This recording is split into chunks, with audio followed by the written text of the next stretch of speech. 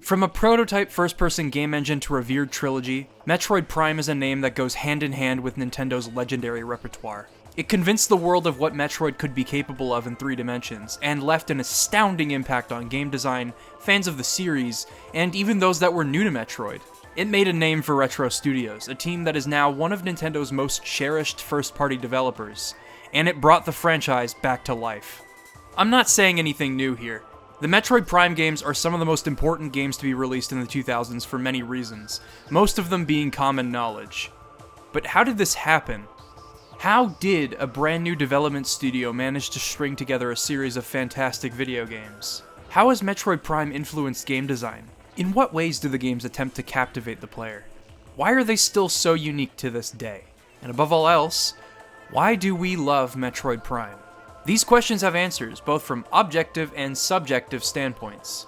And I am, well, just another creator on this website giving you my opinion.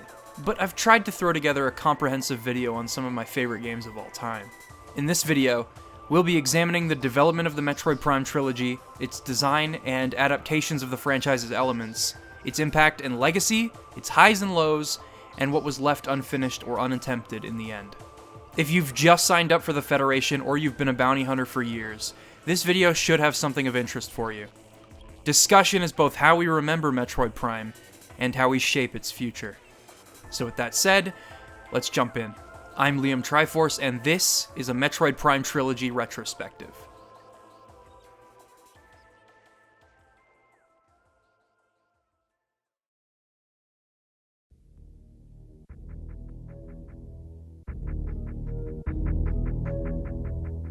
In 1994, Super Metroid was released and defined an entire subgenre of action-adventure games. Despite its limited resources, the game is a timeless experience. Its level design, despite being the first established attempt at a Metroidvania, is impeccably refined and complements many different approaches to exploration. Its scripted sequences gave the world an exciting glimpse into the prospect of video game storytelling. It could feel desolate, intriguing, and scary. Kenji Yamamoto managed to create some of the best music the Super Nintendo sound chip could handle, and really toyed with the concept of what Metroid music should sound like. He brought the game's atmosphere to new heights, and combined with everything else, it made for a game that felt amazing to explore and fight through. A few years later, Castlevania Symphony of the Night came out. The two of them made damn sure that the subgenre we now know as Metroidvania would stick around.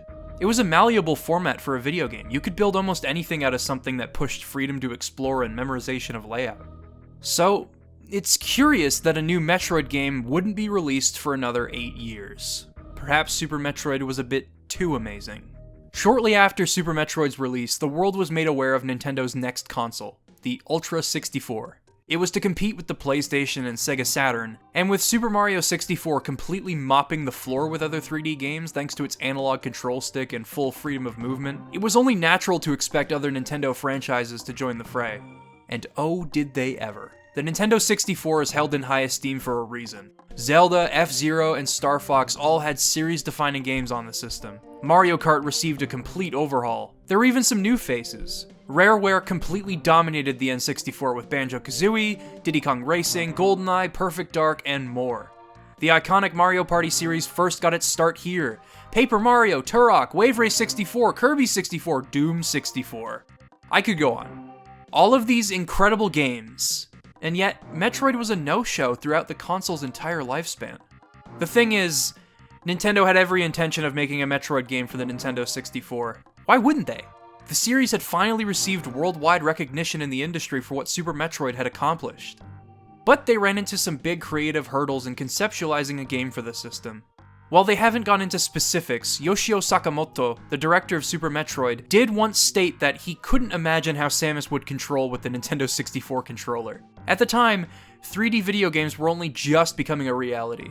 It would be a long and arduous process for video games to adapt their conventions in design and storytelling into 3D. Super Mario 64 used its analog control to define platforming in a 3D space. Ocarina of Time invented the Z targeting system in order to alleviate frustration when dealing with enemies in 3D, etc. Metroid would need a complete overhaul in control, accommodations in 3-dimensional map design, some bosses that take advantage of the Z-axis, essentially buckling down and talking logistics, which is something that they didn't have time to seriously brainstorm. All of the company's big players were busy with other projects, and the Metroid team had drifted apart as a result. Sakamoto-san didn't know what to do.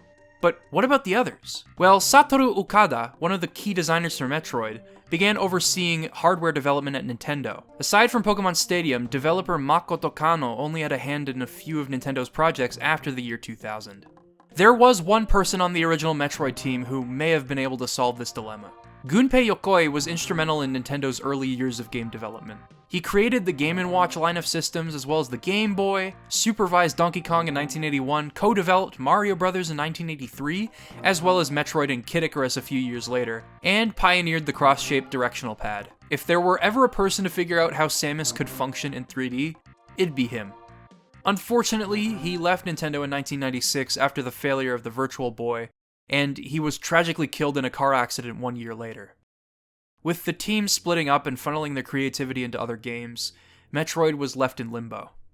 Nintendo eventually caved and approached an undisclosed development studio about creating a Metroid game for the Nintendo 64. Naturally, this would be a huge opportunity for any developer, but it also carried a lot of pressure. If Nintendo were to let down Metroid fans, they could absorb the blow and try again later. However, for an up-and-coming development studio, this was a make-it-or-break-it kind of project. Rather than taking the risk, they declined to develop the game, stating that they didn't think they could top Super Metroid. During this lull, a new development studio was being formed in the heart of Texas. Iguana Entertainment were killing it on the N64 at the time with the highly acclaimed Turok series. Nintendo remained supportive of the team's efforts, and the companies eventually developed a partnership.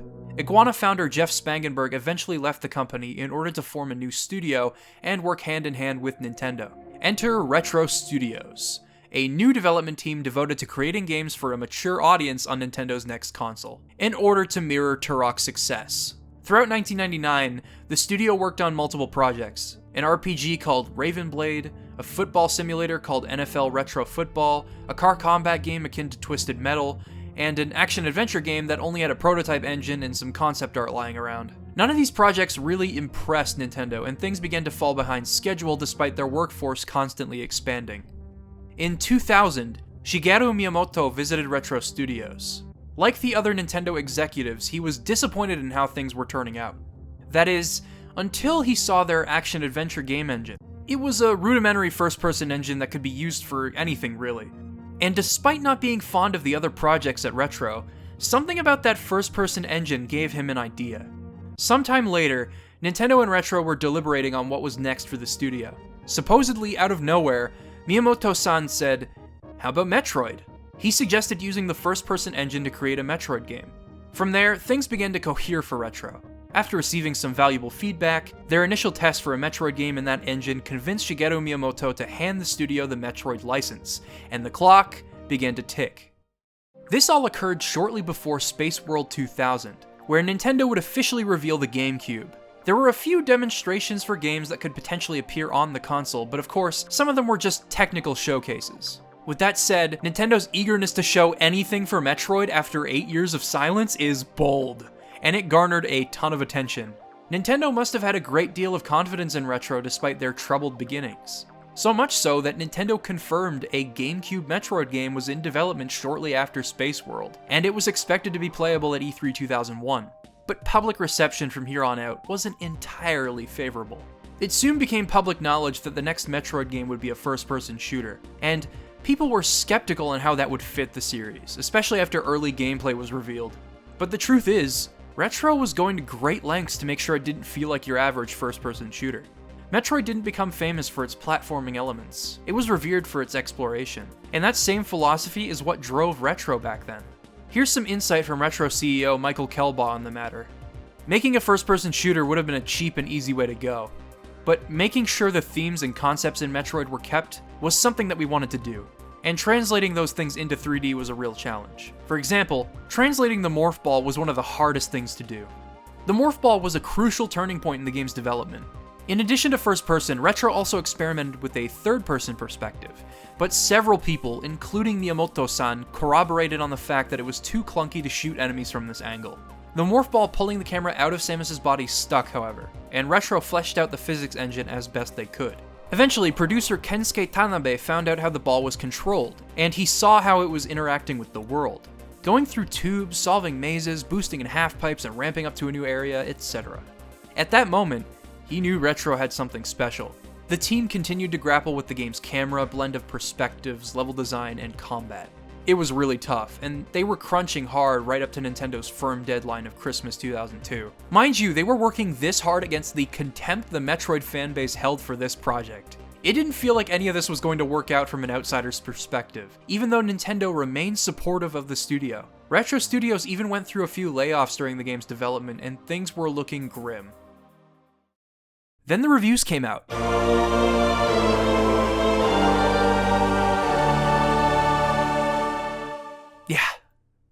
Yeah. Metroid Prime was released on November 17th, 2002 in North America. To near unanimous acclaim, on the same day as an all-new original 2D Metroid, Fusion. Both games took the world by storm and Metroid fans rejoiced. The series was back, and it was here to stay. Now, let's take a look at Retro Studios' debut title. My name is Samus Aran. It's been 10 years since I destroyed Mother Brain and left the space pirate stronghold in ruins. I recently intercepted a distress signal from a remote space pirate frigate.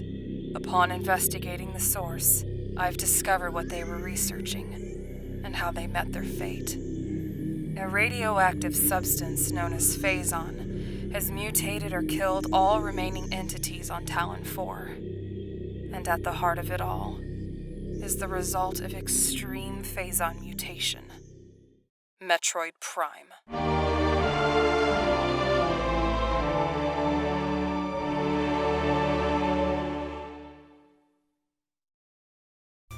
One of Metroid's defining characteristics is the first impression it leaves on the player. Since the very beginning, that has been apparent. Upon turning on the original Metroid, you hear this foreboding melody, followed by a descent into hope and intrigue. This melody would forever capture the essence of Metroid: horror, mystery, exploration, confrontation.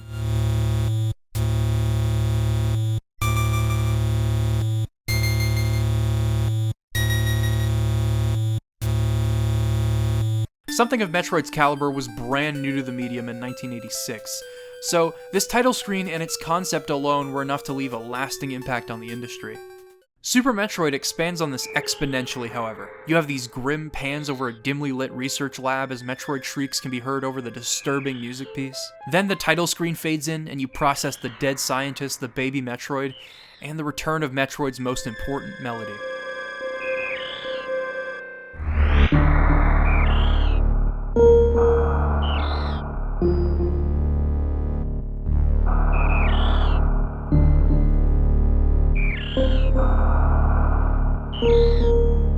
Super Metroid's first impression doesn't end with the title screen, though. Its first moments take you through the remains of the research station, getting used to the controls and navigation, until you come face to face with Ridley, perched atop the baby Metroid's container. You're then asked to fight hopelessly against this colossal beast, before the research station initiates its self-destruct sequence and you need to get the heck out of there. The rest of the game has you preparing for the rematch. The intro sets up the game's narrative, key mechanics, and the goal that you'll be working towards as you explore planet Zebes. It's an inviting, fast-paced way of introducing the player to the world of Super Metroid.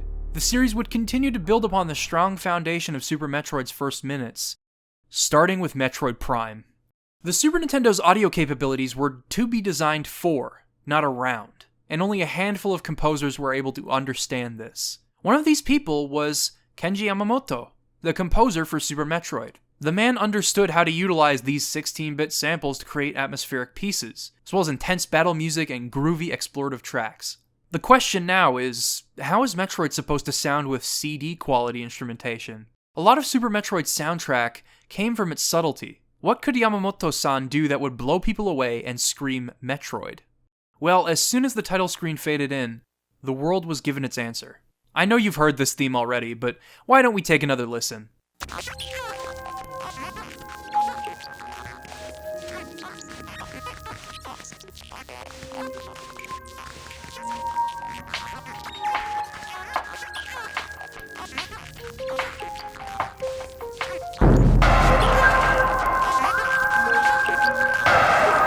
This intimidating glitchiness attempts to overpower this somber echo of the Metroid theme, and when the percussion kicks in, I think a ton of people knew what kind of game they were in for. As soon as you hit start, you hear the Metroid Prime theme for the first time, one of Kenji Yamamoto's finest compositions.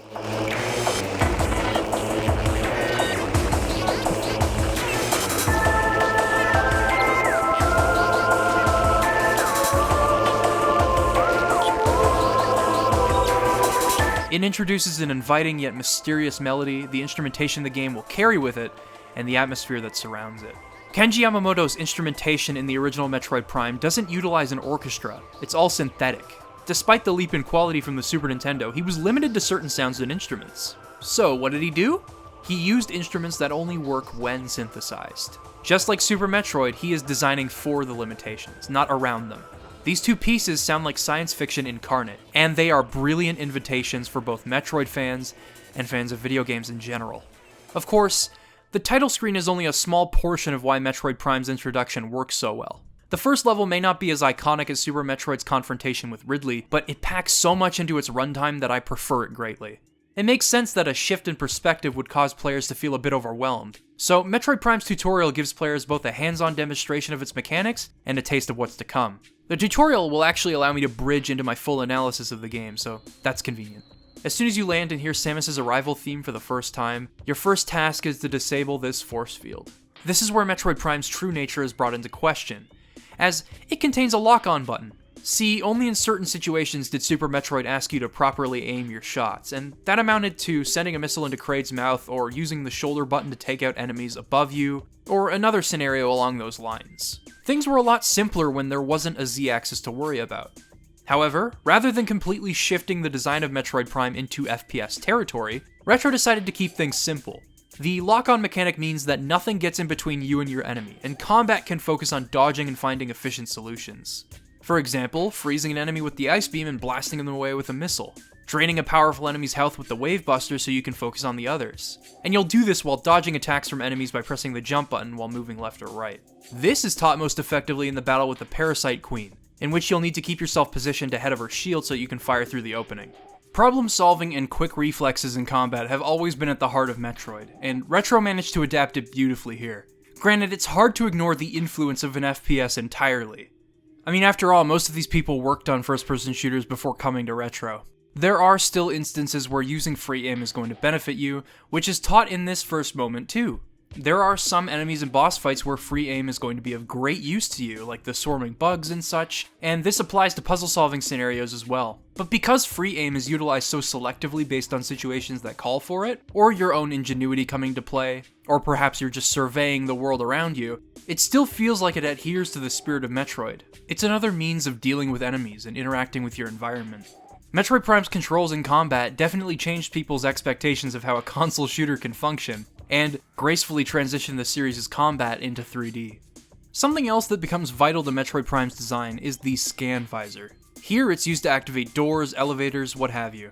But you can also scan non-essential orange panels that'll inform you of the frigate's situation, its backstory, and the fates of the space pirates that worked there. The scan visor will help you find that missing piece of the puzzle, give you clues, and more. But it's also an example of discovery in an inactive narrative. Okay, so what the heck does that mean? Well, let's fast forward a few years to Breath of the Wild. All of its events took place 100 years before you took control of Link, and your discovery of how events unfold come from locating where each memory took place. That's a modern, well-known example of how it's been implemented in a video game. However, Breath of the Wild is also an entirely non-linear game, so your timeline of events could be all over the place and your context for these cutscenes might not be as strong. Of course, there's far more to it than that, but that's a video for another day. The point is, it's an essential part of Metroid Prime's storytelling, and it works in the game's favor due to it having straightforward progression. You may be going all over the world, but there's still only one correct path to take. Each area tells a story as long as you decide to look into it. Chozo Ruins tells the tale of the Chozo species' final moments on Talon 4, eventually succumbing to the catastrophic force of Phazon. Speaking of which, Phazon Mines tells the tale of space pirates mining Phazon and quarantining mutated Metroids, why they've targeted Samus, and you can even discover the origins of the game's namesake. Phazon Mines has a few overt narrative devices that go beyond the scan visor, like mutated Metroids attacking you and environmental storytelling along the same lines, and the scan visor gives you context. Anyway, the point is, the scan visor is just as much a part of the game's design as it is integral to its storytelling. Visors in general are a mechanic unique to Metroid Prime, and they aim to take advantage of the shift in perspective. While mostly situational, the thermal and X-ray visors determine how Retro was able to introduce concepts that work best in 3D. You'll be able to see in the dark and track enemy heat signatures with the thermal visor, and you can spot invisible enemies, locate invisible platforms and hazards, and see through fake walls to net yourself some items. Generally, these accentuate the detail Retro has put into the world of Metroid Prime. You've got clues and lore everywhere you look thanks to the visor additions, and I love that. Speaking of alternative weapons, there are also 3 beams for you to unlock over the course of the game.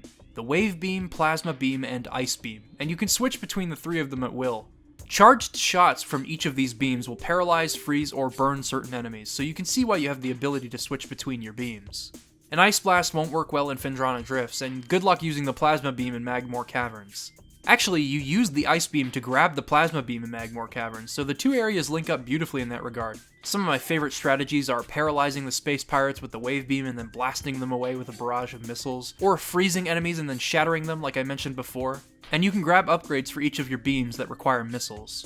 So there's a huge incentive for exploration. Beam strategy is a big reason combat in Metroid Prime feels so good, aside from what we've discussed already.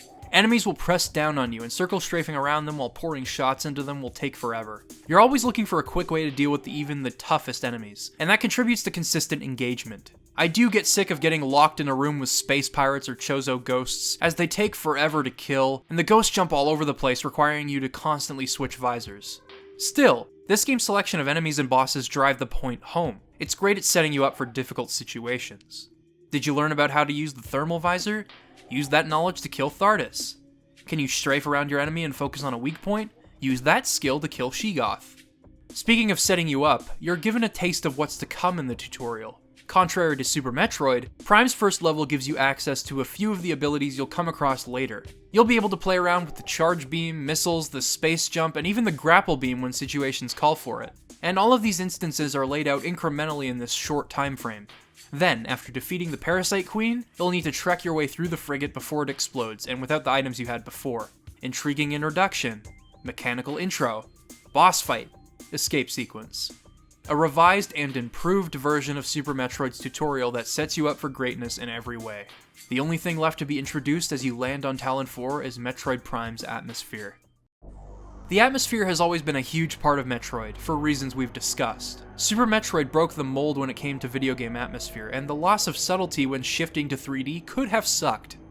But instead, Metroid Prime is often remembered for how captivating its atmosphere is. The Talon overworld is such a stark contrast to the evil and pulse-pounding frigate. The music is a soothing take on the Brinstar melody. The textures are washed out yet eye-popping at the same time, and the rain hitting your visor as you traverse the environment. It's all such a beautiful way to ease the player into the game's explorative aspects, and its diverse and immersive atmosphere. I just want to lie down in the grass and bask in the serenity of it all. The advent of 3D graphics, the shift in perspective, and the high-quality sounds capable of playback on a disc all make for a huge jump for the Metroid series. The first level, Chozo Ruins, takes you through the mysterious remains of an alien species. You might think that's sand lying around, but due to the place decaying and lying dormant over the years, some have theorized that it's actually a buildup of dust, which would be an amazing detail if intentional. To capture this feeling of intrigue, Kenji Yamamoto used some groovy percussion paired with some electronic melodies to drive exploration.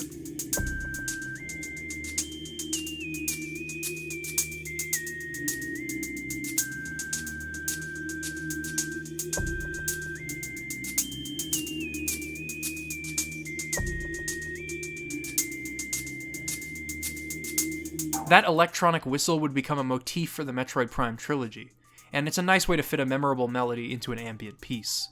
As you delve into the heart of the Chozo ruins, you'll find an elevator to Magmore Caverns. As opposed to the lush greens and the glowing beige of the previous levels, this level is a flaming red. It's oppressive, claustrophobic, and doesn't attempt to make traversal easy for you. Appropriately, Kenji Yamamoto recreated the Norfair Ancient Ruins theme from Super Metroid here.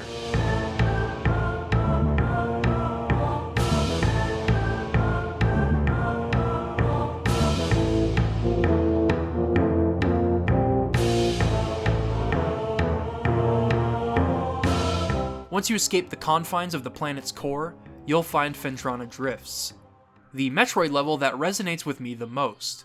It's the only level that's completely disconnected from the Talon Overworld hub, and I appreciate that. After such a harsh onslaught, it's nice to be rewarded by a palette cleanse with some bright white snow and a beautiful background track to accompany it.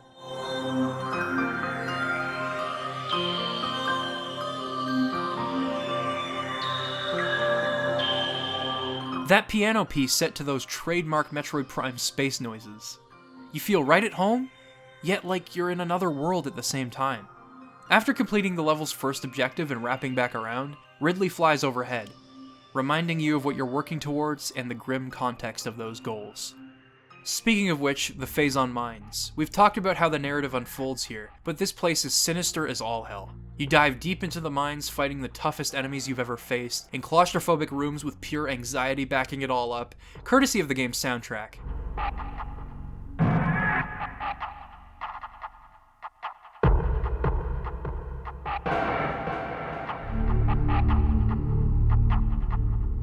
It's here where I think I died the most in Metroid Prime, and where I noticed how distressing Samus's death scream sounds. It filled me with this sense of guilt, as if I was responsible considering how capable Samus actually is. Fun fact about the death scream, it was recorded by a separate actress. Apparently it was because audio lead Clark Wen wanted to go for a higher register for the scream, and he went with a scream performed by an actress with the initials VM, an intriguing mystery that adds to its disturbing nature. The game has moments that take my breath away every single time I commit to a playthrough, like investigating the Chozo Temple for the first time, as that lovely choir sweeps me off my feet.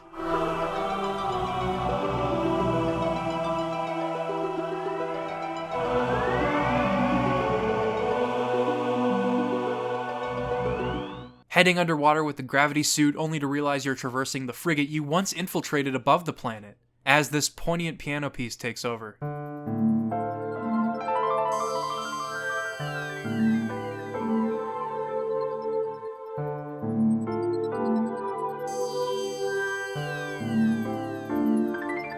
It never misses a beat, and it proved to the world that a jump in technology wouldn't do away with Super Metroid's quaint and unique atmosphere. If anything, it respects what a Super Nintendo game was able to do, and recaptures that while pulling out all the stops. It results in a game you just can't help but enjoy getting lost in. And I think that's something any Metroidvania should strive for. It is in their nature to feel like a giant maze, so if there are things the game can do to make your time memorable, that's worthy of my praise. Most levels even have alternate tracks that play when you're far below the surface. Phendrana Drift's depths, for example, have much groovier percussion and synth to emphasize the level's shift in pace and challenge.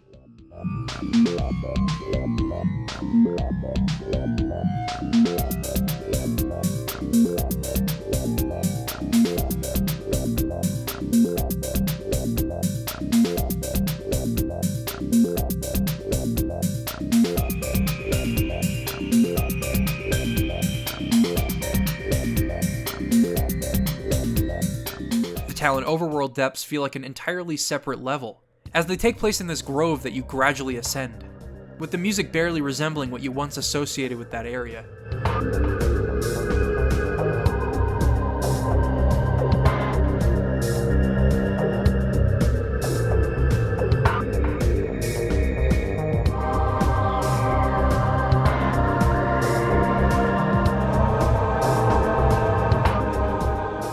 Often I completely forget how close I am to where I started.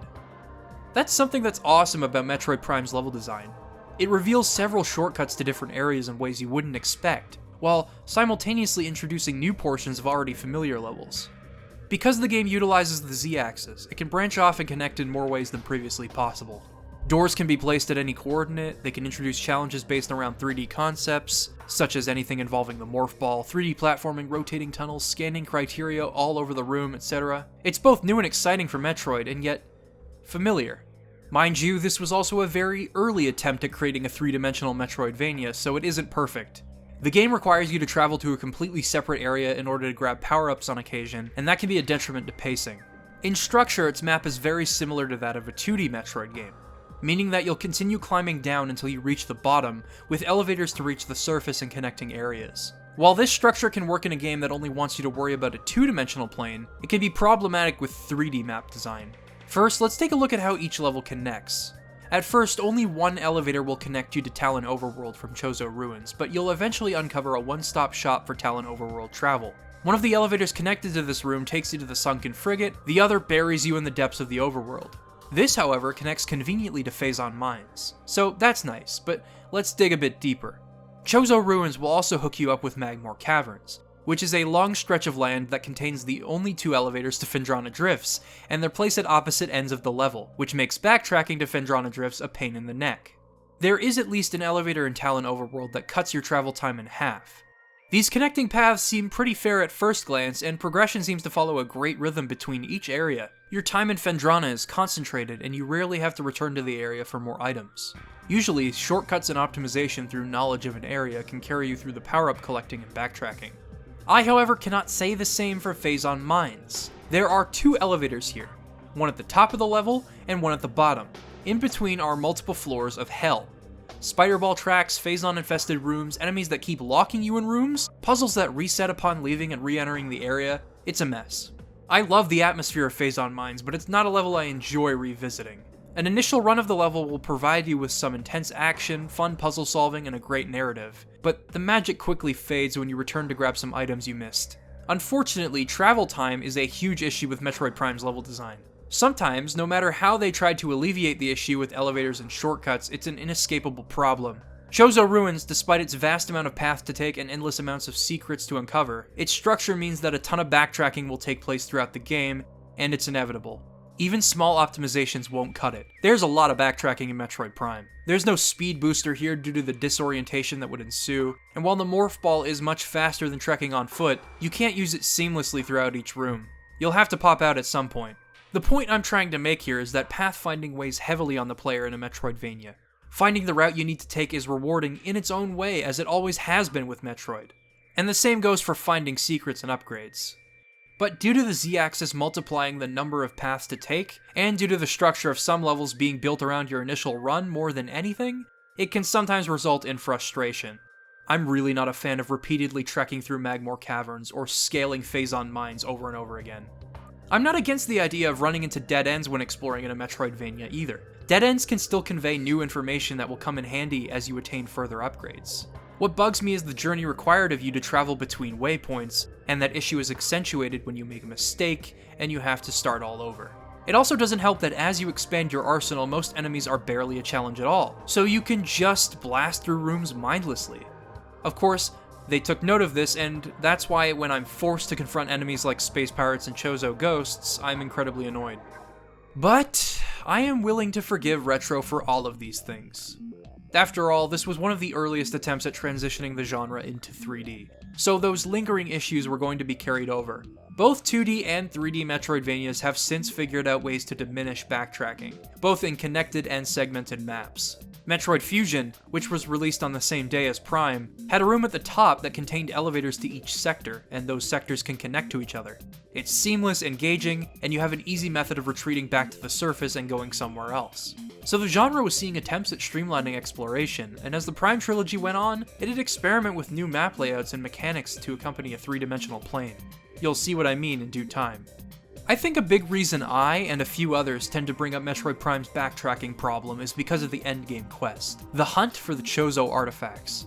I often compare its inclusion to something like the Triforce chart quest in Wind Waker. They both make themselves apparent at the very end of the game, although they can both be completed throughout your playthrough with the right items and some ingenuity. However, whereas Wind Waker requires you to fork over 3,000 rupees in order to decipher the damn charts, Metroid Prime only requires that you stumble upon the Chozo Temple, which is a whimsical moment in and of itself, and then scan the statues to gain clues to the whereabouts of the artifacts. You can do this at virtually any point in the game, and it allows you to venture off the beaten path whenever you feel like you're in the proximity of one of those pesky things. Of course, not everyone is going to know about these things until the end of the game, so that's why it further accentuates the issue.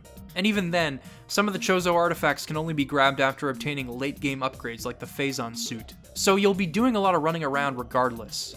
Even so, I think this quest is a welcome addition to the game. There's discussion to be had when analyzing collectibles like heart pieces or energy tanks in a game like Zelda or Metroid. If, by the end of the game, your only objective is to kill the final boss, why should you feel obliged to collect all these items? Because the boss is going to be hard? Sure, but there's no guarantee that you'll require that much of a boost. Only in hindsight will you be able to determine whether or not that extra cleanup was worth it. Thus, we're left with another question. Is collecting the items fun and rewarding? Well, not every energy tank is a winner, and some Messel expansions are just ripe for the taking, but I'd say they succeeded in the long run. Metroid Prime does a great job of conveying environmental clues to the player, and the scan visor can further assist you with recovering information. Once you find something you think you can investigate later, you keep that on the back burner until you find yourself in that area again. Expand your arsenal and get excited to check out more of each area. The spirit of Metroid lives within Prime for sure. Not only did I have an opportunity to collect everything, but it was fun and challenging to do so. It's funny, really. The overall structure of Metroid Prime may have its own problems, but the game gives you so many opportunities to dig into its secrets. It's a giant, confusing maze, but it's a maze that I don't ever want to find the exit in. I just want to keep challenging myself to find everything in it, rerouting myself in conjunction with the Chozo artifacts and solving puzzles along the way. Metroid Prime, despite its missteps in being the first of its kind, is one of the most engaging, intelligent, intense, and immersive video games I have ever played. And by the way, yes, grabbing every item is worth it. The final boss will mop the floor with you. First of all, you need to fight Ridley. Focusing his weak point isn't easy, and he'll constantly fly away if you can't continuously deal damage to him. But if you time your shots just right, he'll go down in due time. The actual final boss fight with the game's namesake is insane. It'll switch between the 4 beam types, and you'll need to deal consistent damage while it viciously assaults you. This is why the beam upgrades would come in handy, as the Wave Buster and Flamethrower will melt its health away. Using these beam upgrades costs missiles, so yeah, you can probably see how the design of this game works in conjunction with all of its elements. The final phase has you avoiding the devastating damage it can deal, and killing its baby Metroids while you find pools of Phazon to utilize. Spam that A button like your life depends on it, because it does. You gotta switch visors, manage multiple hazards. It's an insane test of endurance. But it feels amazing to finally kill Metroid Prime. So, thus ends the first game in what eventually became a trilogy. I know I already summarized my thoughts because I just couldn't wait, but the final boss reaffirms my stance. This is an incredible game. To this day, I still love revisiting it, despite 3D Metroidvanias essentially being born from this first step. It has this pull, this timeless invitation to explore. Its combat, despite being so early on, is fleshed out and it feels great. Its level design, despite its missteps, translates the heart of Metroid into 3D. Its storytelling and environmental clues work best thanks to the shift in perspective, and it's something that I continue to admire to this very day. I dream of making a game that has even a quarter of the impact that Metroid Prime had on me as a young child, and looking back on it today, it holds up pretty damn well. It's no wonder it found success. As of December 2014, the GameCube version alone has sold just under 3 million units, making it the best-selling game in the Metroid franchise to this day, excluding Virtual Console sales. It also remains one of the highest-rated games on Metacritic, sitting pretty at a 97. It's one thing for me to say that Prime relaunched the Metroid series, but some hard-hitting evidence really puts it in perspective. That's why it wasn't a surprise when Nintendo announced a sequel shortly thereafter. For Metroid Prime 2, Retro had far more creative freedom than before, and that meant a few things were on the table. For starters, they wanted to make the game much harder. They wanted to make the player constantly worry about their health and ammo, and that would be a natural incentive to scour areas for upgrades. They also incorporated cut elements from the previous game, like the screw attack for example, but perhaps most noteworthy were changes to the game's level design and narrative, that of which dramatically alter the way the game is played. I alluded to this change a little while back in my analysis of Prime 1, and I've been itching to discuss it here. Against a strict deadline, Metroid Prime 2 was able to release just 2 years after the first game, on November 15th, 2004, a day before Half-Life 2, and a week after Halo 2. It was a cramped month for first-person shooters, as both games would rock the industry to its core. Perhaps that would explain Prime 2's comparatively weak sales, but Metroid Prime 2 wasn't aiming to be like those games. Retro just wanted to make the best damn Metroid game they could, and not worry about everything else. The GameCube era wasn't the most lucrative generation for Nintendo, as their partnerships were slipping away while sales dwindled. Despite everything, the core team at Nintendo was made up of people who love video games. Business came second. That's why Nintendo launched a viral marketing campaign that equally satirized and paid respect to the I Love Bees ARG that Bungie were responsible for. Various domains went live, such as the conspiracy theory forum Luminoth Temple that hosted grainy footage of Prime 2 as if it was footage of aliens. There was even a direct call-out at the domain ilovebeams.com, which hosted an image of Samus's visor and some text that read, "All your bees are belong to us. Never send a man to do a woman's job." That meme brings back some memories. Anyway, Prime 2 came out and people loved it.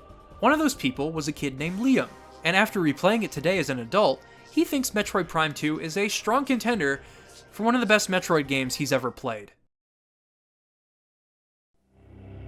I thought I had seen the last of Phazon, but its destructive force has spread to other worlds. The Galactic Federation has sent out a distress signal from the planet Aether.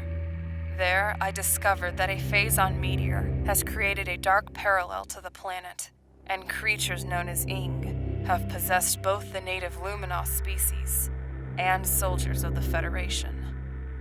Even worse, some unfinished business from Talon 4 has come back to haunt me. The mirror paradigm to Aether, and the mirror image that follows me. Imitate us, shadow us, echo us.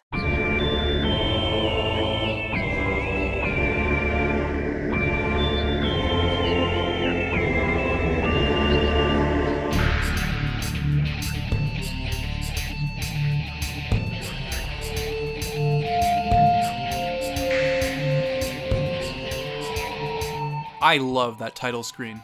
The choir is immediately inviting, and then you hear that iconic Metroid Prime whistle play the main theme for Prime 2, and then it pumps you up for some action with that electric guitar riff and some appropriate percussion.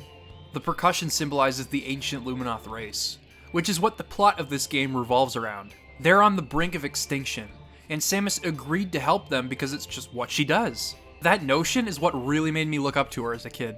It's a daunting task to essentially save an entire species from being wiped out, but she does so anyway. I always thought that Samus was a pretty stoic, intelligent bounty hunter that was capable of showing compassion, but to actually see her take on something like this is pretty cool. And in the end, when she succeeds in doing this, she just gives them a wave and moves on. That's how you create a strong vessel for the player to embody. Creating a blank slate for the player is one thing, but having them embody someone with defined characteristics is far more difficult. That's why the decision to keep Samus silent was ideal in the end. You can identify with her decision making and relate to her on some level, while also taking on the role of a formidable bounty hunter that can mow through enemies in her way. Anyway, let's back up a bit. Samus's decision to help the Luminoth was the right thing to do, yeah, but it makes far more sense when you have context for it.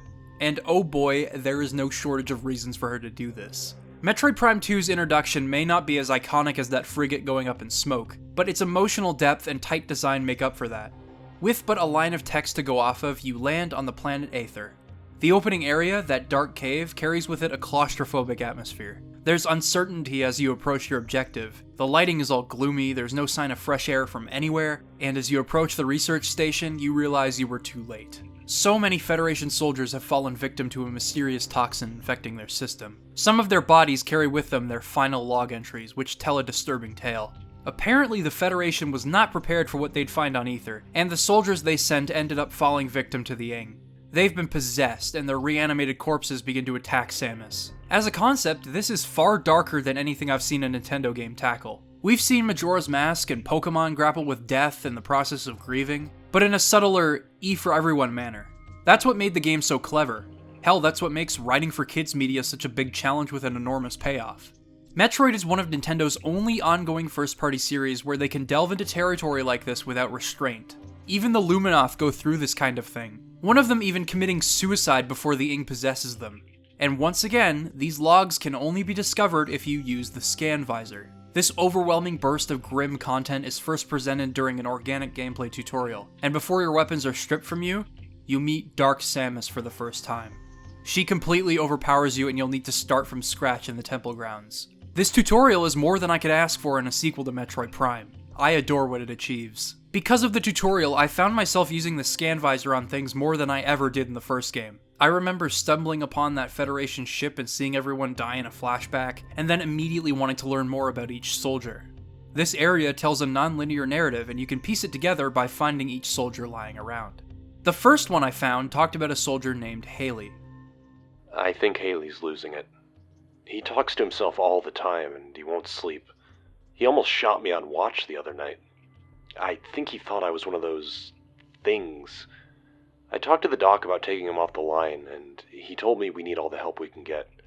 That's true, but if he goes berserk and kills a bunch of us, that won't be very helpful. After reading this one, I scoured the area to find the soldier he was talking about, and sure enough, his final log entry was interesting. I hear them everywhere. They're coming. Can't sleep. Ever. They'll eat me. I also remember a couple of soldiers talking about Samus as if she was this unstoppable mythical force that could accomplish anything, and that felt empowering.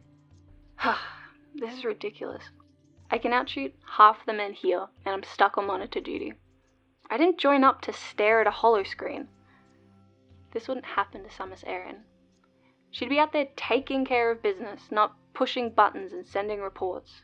Last night at Chow, Angsa starts talking about some bounty hunter and how she blew up a planet full of space pirates. I told her I didn't believe in fairy tales like that, and she took it personal. I just find it hard to believe that one person took out an entire space pirate base, that's all. But if she wants to believe in this Samus, or Bigfoot, or Santa Claus, she can. This isn't a one-time thing, by the way. As long as you are able to find the corpse of a soldier or a Luminoth, you'll be able to learn something about how that character died, or what they were doing before the Ing got to them. I'm the only one left. Managed to get out of the hive. But when I got to the ship, everyone was gone. Dead. I'm heading for that alien building we saw earlier. Maybe someone can help me there. Wait. Something's moving down there. Hello? Well, Bruta lost the bet, so he switched watch duty with me. I figure this section is nice and safe and boring, which suits me just fine. Let those other pugs guard the hot zone. Hold on. Hey! Wait! Oh! I think about these characters more than I think the developers intended, but it's details like this that make an inactive narrative work beautifully. What if the soldier you just heard could have made it to the temple? What if Angseth lived to meet Samus Aran? Because of this, I felt a sense of vengeance and anger towards the Ing. I was motivated to wipe them out, save the Luminoth species, and power up so I can kill Dark Samus and be home in time for breakfast. That's phenomenal writing for a Metroid game.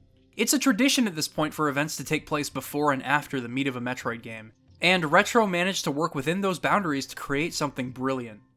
If there's a word I would use to describe Metroid Prime 2, it would be oppressive. Everything about this game feels like it's caving in on you, and you have to fight back in every instance. And that is what makes it work so well. For starters, let's talk about Prime 2's biggest gameplay hook, Dark Ether. If you've played Link to the Past, you probably already know how this is going to go down. Surprisingly, a light world, dark world system hasn't been attempted in Metroid outside of Prime 2. It seems like it'd be a natural way to introduce twice the amount of variety in level design, right? And you'd have puzzles that involve swapping between the two worlds to nab goodies. It's a no-brainer. Well, apparently Retro had to consult with former Link to the Past developers in order to make sure this was executed properly. It takes a lot of careful consideration to make something like this work, and Retro had under 2 years to finish the game, so it's no wonder they needed some help. In the end, these concepts did end up being utilized. As I recall, the subterranean complex of Torvus Bog revolved around this method of navigation.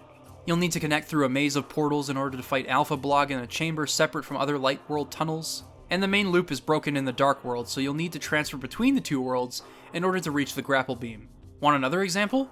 Well, some portals are one-way streets. There's this mysterious portal in Agon Wastes that's locked behind a gate. Upon entering the portal from the dueling range in Dark Ether, you'll be able to continue down the path towards the Dark Burst weapon upgrade. This kind of lateral thinking is in play throughout the entirety of Metroid Prime 2. The Sanctuary Fortress has a ton of traveling between worlds for navigation and puzzle solving, because although the two are generally seamless, the rooms are altered so that they require different items and strategies. The elevator to the temple grounds in Sanctuary Fortress is replaced with a series of screw attack jumps that you have to make. Some of the portals are spread thin, and you'll have to make long journeys through the Dark World in order to make some progress and link up with the Light World again. There's even a room that revolves around rapidly switching between the two worlds. It's like a miniature maze within an even bigger maze. As you can probably tell, the game revolves around this mechanic. It's what makes the map of Prime 2 so diverse, complex, and engaging. It also helps that the elevator layout and general map progression is much smoother in this game. In contrast to the messy layout of the first game, there are elevators that are spread evenly throughout this game's 4 main areas. From the Great Temple, you can take 3 elevators, which lead you to 3 of the Temple Grounds' primary sectors, each having their own elevator to Agon Wastes, Torvus Bog, and Sanctuary Fortress. You progress through these areas one after the other, with rare breaks in which you have to backtrack to another area for a new item. But in those instances, they find ways to make it work. I was miffed about traveling all the way back to the subterranean complex of Torvus Bog just to get the power bomb, but when I saw that I could take an elevator to a new portion of the Sanctuary Fortress and explore with my new upgrade, I was happy. Just everything about this game's level design works so well. The game is exceptionally linear due to its straightforward area-by-area progression, but the possibilities for doors to open thanks to your expanded arsenal, and the wealth of translator gates to unlock, it feels like a much more open-ended game, and it strikes a phenomenal balance. So that's what makes it work in practice, and it sets itself up for some great exploration. What makes the level design feel oppressive? Well, every time you're in Dark Ether, your health will steadily drain, and you can only replenish it within areas of light. This means that fighting tough enemies, traversing dangerous terrain, or simply walking for too long could spell the end of you. This rectifies the issue of being too powerful for enemies in Prime 1, as even if you're able to blast through areas, you'll still need to worry about your health. Without question though, this creates a natural incentive for collecting energy tanks, and the game doesn't make it terribly easy for you to do so. Aside from the first few being only a few steps out of the way from your new upgrades, like a missile door or a morph ball cannon, the energy tanks all require you to memorize the layout of the game's map, use critical thinking to deduce how you can interact with it, and sometimes it just takes raw skill and knowledge of the game's mechanics. It's a bit odd that one of them can only be obtained with the light suit, because at that point the Dark World won't drain your health anymore, but in setting you up for the final boss, I suppose I can get behind its inclusion. Essentially, the point I'm trying to make is that the nature of Dark Ether made me scour for upgrades organically, and that is fantastic. I can say the same for the beam upgrades too. In this game, there are 3 beams for you to use: the Dark Beam, the Light Beam, and the Annihilator Beam. Despite the new coats of paint, the Dark and Light Beams function identically to the Ice and Plasma Beams respectively. What differentiates them from their older siblings is the ammo limit enforced on you. In order to regain ammo for the beam you're using, you'll need to kill enemies with the opposite beam. So there's more strategy at play here than there was in the first game. Honestly, I only used the Ice Beam in tandem with missiles, and I tended to use the more powerful beams as soon as I'd obtained them. There were reasons to switch back to the Power Beam, obviously. It fires as fast as you can mash the A button after all. But critical thinking was relegated to scenarios like, which combination of weapons can I use to kill these enemies quickly? By the way, that's not a bad thing. That's still an example of great design. But in Metroid Prime 2, you're thinking about which weapon would be smartest to use to conserve ammo, and if you can afford to use your ammo in order to mow through tough enemies, on top of thinking about enemy strengths and weaknesses, damage, and weapon combinations. It drove me to look for beam ammo capacity upgrades as best I could, as well as the charge beam upgrades that returned from the previous game. The Annihilator Beam may use both ammo kinds at once, but it is incredibly powerful. The beam upgrade may drain even more ammo, but it's easily one of the most devastating weapons in the Metroid series. So you're collecting energy tanks to stay afloat, ammo and beam upgrades to have more leeway in your decision making, and the enemies won't let up. Sure, space pirates and now the Ing are still a pain in the ass to deal with, as they lock you in a room and won't stop attacking until you either kill them all or they decide they're done, but the other enemies in the game are exceptional. The underwater portions of Torvus Bog are home to the Blog enemies, that charge after you at full speed, giving you minimal time to dodge and shoot them in their weak point. The Sanctuary Fortress has several enemies that are designed to mess with you, or take multiple steps to kill. One of the floating enemies can completely crash Samus's power suit, and I remember being genuinely startled when that first happened to me. There are also these enemies that turn into terrifying Beyblades that can be taken out by either the morph ball, or by separating its head from its body and destroying it that way. These enemies significantly elevate the challenge from the previous game, and I welcome that. But perhaps the most significant enemies worth discussing are the bosses. Metroid Prime 2 has some incredible bosses. Great ideas all over the place, and some of them are really hard. For each power-up Samus gets, you'll need to fight one of the Guardians. They're named after the power-ups you'll be getting, and their abilities only slightly exaggerate what they can do. Slightly.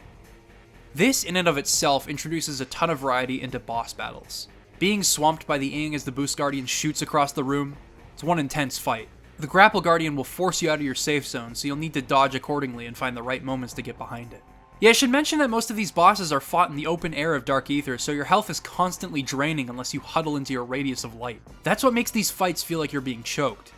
There are also a few boss fights that revolve around the Morph Ball, and I thoroughly enjoy how clever and tough they are. The Spider Guardian involves timing your bombs with the boss's trajectory, and then rushing to the power stations before it breaks out of its paralysis. The Power Bomb Guardian isn't as tough, but it can still knock you down without careful timing and positioning. There's also a boss in the Sanctuary Fortress that involves using the Spider Ball to avoid the floor, and the boost to jump across and dodge an electrical shock. This one isn't incredibly difficult or anything, but it takes place in between save areas, so a first-time player needs to stay on their toes, and figuring the boss out is part of the challenge. Each energy controller has a boss for you to take out before you can restore power to the Great Temple, and the 3 bosses guarding these controllers are Amorbus, Chica, and Quadraxis. They have multiple extravagant phases to the fight, and test you on various concepts. Amorbus wants you to track a huge enemy as it scurries through the sand, and then you need to bomb it with the Morph Ball after you whittle its health down. Not too difficult, but you'll need to keep moving through Dark Aether's hazardous air. Chica, on the other hand, may have a lot of room for movement under an area of light, but it will destroy you if you're not careful. As it swims through the bog, you'll have to time your shots. It only shoots up for a brief period of time. Then, once it's stunned, you can lay into it. But that's only the child phase. The adult Chica can charge up its egg sac and fire babies at you, and you won't have your precious area of comfort anymore. You'll need to constantly keep moving and destroy the boss's wings while grappling from platform to platform and avoiding its toxic spit. Quadraxis has a similar motif, in which you need to tear down its legs while avoiding its Annihilator shots and some enemies you've become acquainted with throughout the fortress. In fact, when Quadraxis is stunned, you're supposed to boost straight through its legs to destroy them, just like those tiny quads. That's essentially what this boss boils down to, although the methods you go about destroying it differ drastically. The Echo Visor is a new and mostly situational mechanic in which you can search for connections around an area, and destroying them will unlock a door, kill an enemy, etc. In this fight, certain parts of the boss can only be destroyed with the Echo Visor equipped, which is a bit arbitrary, but finding the most powerful combination of weapons to diminish its health is something that Metroid Prime has taught you to great effect. All of this takes place without any source of light to replenish your health. You need to go in raw and hope to gather some pickups. These bosses really test you and attempt to get you to crack under pressure, and that's what I love about them. Although the added challenge of Prime 2 might not be for everyone, I felt it was essential to every aspect of its design. Perhaps the most oppressive bosses in the game are the final boss, Emperor Ing, and Dark Samus. Yeah, how appropriate. Let's talk about the final boss first, though. In this footage, I may have torn through its tentacles with the light beam, but that's only because I knew what I was doing. If you're not on top of the positioning of the tentacles, it will melt your health away. And after making it through that phase, as well as its Phazon-infested power bomb phase, you'd better hope you have the health and ammo to survive its final form. First, you'll need to memorize its patterns and blast through the orange ball of energy in its mouth, or through the back if it charges into a wall.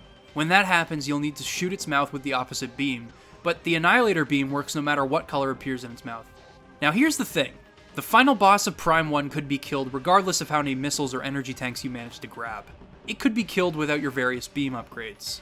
It'd obviously be much harder that way, but you didn't have to use the Wave Buster to drain its health or anything. That's an option, and it's rewarding in the grand scheme of things. Metroid Prime 2's final boss is an actual test of your resourcefulness throughout the game.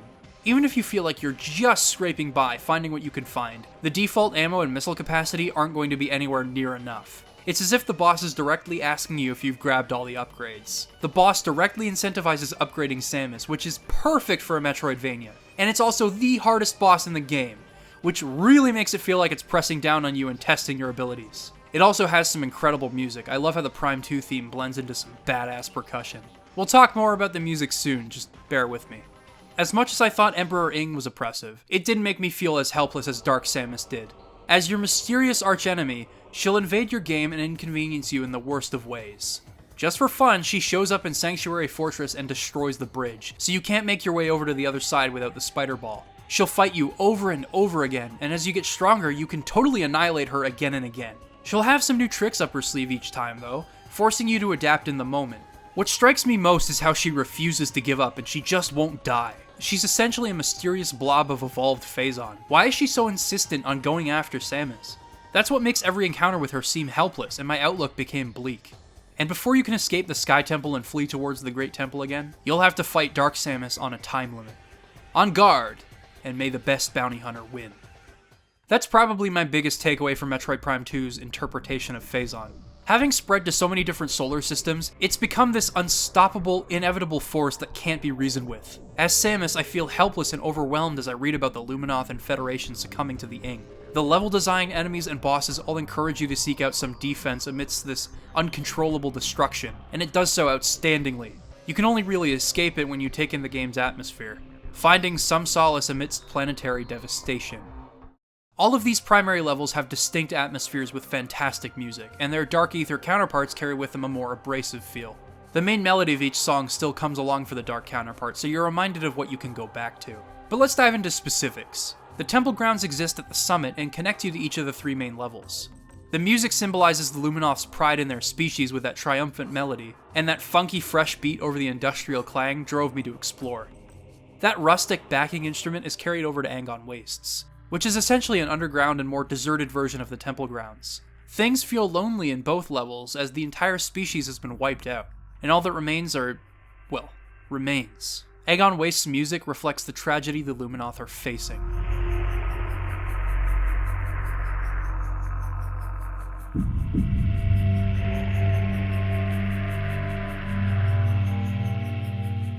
In contrast, the Sanctuary Fortress has futuristic instrumentals and some beautiful art direction, which captures every detail of the technological advancements the Luminoth were able to make on Aether. Unfortunately, the Ing have made this place their home, and it feels truly claustrophobic. The only middle ground between desertion and infestation is in Torvus Bog, my favorite level in the game.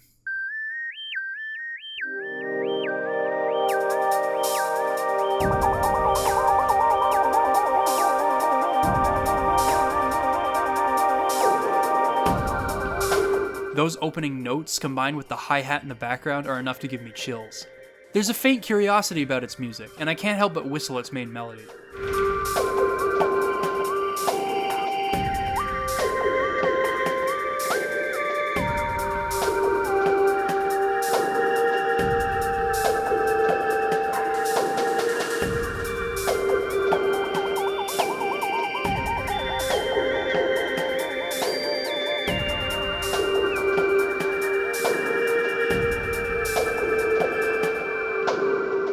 The level may not be free of Phazon infestation, and the Ing will still try to bring a stop to your adventure, but this level channels that serenity of Talon Overworld. The rain hitting your visor once again, the calm waters, the moody lighting.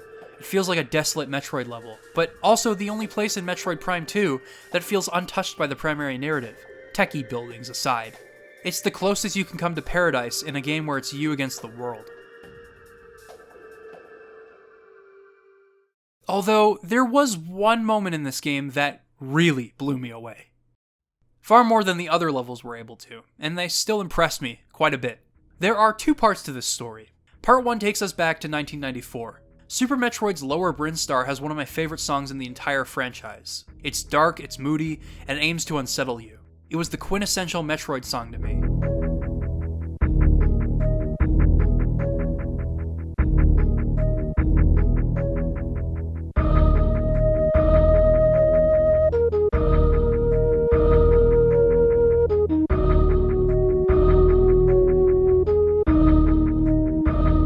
Fast forward to Metroid Prime, and this beautiful piano piece plays during your trip to the sunken frigate. It's a short moment, but you learn to savor it, as you probably won't be visiting the area ever again. Now, you combine these 2 elements, and you create Metroid Prime 2's best area, the subterranean depths of Torvus Bog.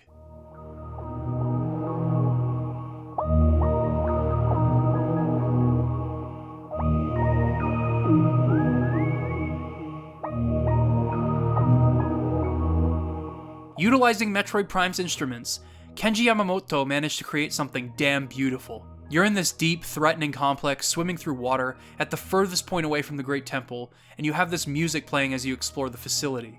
You don't spend too long here, much like Lower Brinstar and the sunken frigate. You're meant to hold on to these small moments of serenity amidst the chaos.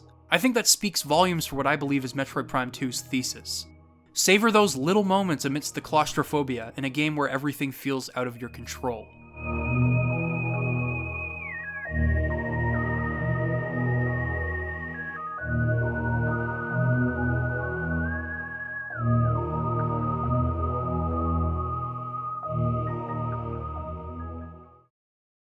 The only thing that would potentially bother me about Metroid Prime 2 as a whole would be the Sky Temple Keys, which is a similar endgame quest to the Chozo artifacts. I mean, it doesn't make sense that they'd only appear after you retrieve the light suit, and the light suit itself does take the stress out of Dark Aether and puts a focus on simply exploring for the rest of the goodies, but I suppose prepping for the final boss by planning out your route and grabbing items isn't so bad. The Sky Temple Keys are at least fun to retrieve thanks to their unique challenges. I suppose some of you were probably expecting me to trash this aspect of the game, but I find it to be both disruptive and opportunistic at the same time. And even if I were to despise this quest, I don't think it would sully my outlook on the game as a whole. If it wasn't already obvious enough, I think Metroid Prime 2 is genius. With its exceptional level design, tense mechanics, intelligent bosses, and impeccable atmosphere and presentation, the game creates an atmosphere of claustrophobic oppression, and it's something I can't get enough of. Much like the first game, I look forward to revisiting this one for years to come. It's not only one of the best Metroid games I've ever played, but also one of the best video games I've ever played, hands down. Now I'd like to end it there, but there is a substantial part of Metroid Prime 2's story that I haven't talked about yet, and that is its multiplayer component. This seemed routine for any game that resembled the world's perception of what an FPS was, so every game was getting it. Half-Life 2 got a deathmatch client not long after the game's release. Call of Duty's game-changing campaign was accompanied by an equally robust multiplayer offering. Even Return to Castle Wolfenstein had some justification for its multiplayer existing. But Nintendo has never adhered to what the industry was doing, even in its most traditional eras. Why would they want Retro to give this a shot? Well, in 2004, the Nintendo DS hit the market. Although the GameCube was technically capable of online multiplayer, it was rarely ever attempted. I'm pretty sure only Phantasy Star Online and one Japanese exclusive RPG did it. In-house, Nintendo was worried that they wouldn't be able to maintain quality control and turn a profit. Thus, they stuck with land for that era. Nintendo wanted the DS, and in turn the Wii, to take advantage of online multiplayer and services in any way they could, and make up for lost time. One of the launch titles for a DS was a demo called Metroid Prime Hunters First Hunt, which contained a deathmatch mode where 4 players could shoot each other via local wireless multiplayer. This would be a prototype for the game's fully fledged online multiplayer suite, that pit all of the game's bounty hunters against each other in a deathmatch for up to 8 players. There are a few game types to choose from, and the hunters are differentiated between based on their morph ball forms and special weapon pickups. The game cultivated an actual community of players that strategized based on map and mode. It wasn't just a novelty. It's worth looking into someday on this channel. Definitely not for this video though, this video is already long enough as it is. Okay, so what does all of this have to do with Metroid Prime 2? Well, I believe Nintendo wanted to prepare Retro so they could create a fully fledged multiplayer experience in the next mainline Prime game. But unfortunately, that still hasn't happened. And based on the concepts demonstrated within Prime 2 and the genuine community Hunters managed to create, it's a damn shame they weren't able to go any further. Each match of Prime 2's multiplayer boils down to either getting the most kills or collecting the most coins before time runs out. And you can collect power-ups as you go. Combat boils down to shooting each other like crazy and dodging like your life depends on it because, well, it does. You can bust open boxes around the map to grab beams and other power-ups, some of them being essential, others completely disrupting the flow of a match. The death ball may devastate players if you get close to them, but you move painfully slow and you can't exit from your morph ball until the power-up goes away. Hacker mode, in my experience, barely does anything worthwhile to other players, and you can't leave that one either. You're just stuck like that, unable to shoot for a bit. But aside from those missteps, the multiplayer works surprisingly well. Shooting other players feels chaotic and fun, the maps are all diverse and have their own creative benefits and alterations to a match, and it's simply a great time. The turret map is a bit broken in a 2-player match because as soon as one of the players gets into the turret, they have full control over the other player's movements. You'll need at least one other player to take it down. Unfortunately, that's really all there is to say. The multiplayer lacks a ton of basic modes and features and feels incomplete. Perhaps because it was incomplete, I don't doubt that.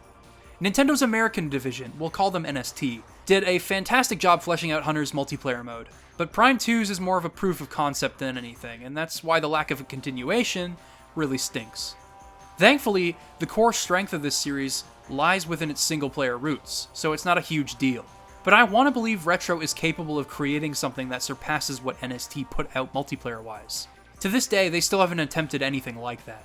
Well, they've only released 5 games since they set up shop in 1998, but that's not what we're discussing right now.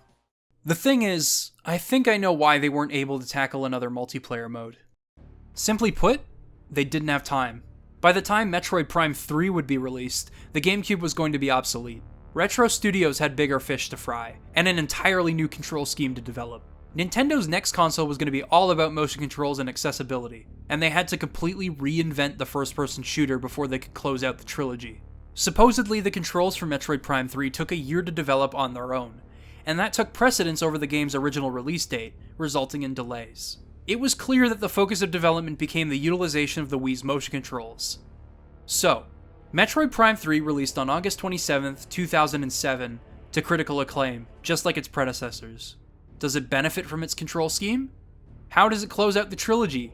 What changes have been made to its level design and mechanics? And what did it aim to achieve? Well, let's take a look. Harnessing Phazon can prove to be beneficial or deadly, and that's the risk the Federation is willing to take. This so-called Dark Samus took us down effortlessly on Norion, and my fellow bounty hunters and I have all been infused with Phazon. The Federation is aiming to take control of it, but the element's true nature has quickly become evident. One by one, the hunters are falling to Phazon, and Dark Samus is seeping through every crack in the solar system. I'm being forced to confront people I once worked so closely with, and I can't help but wonder when my time will come too. Phazon doesn't just mutate, it corrupts.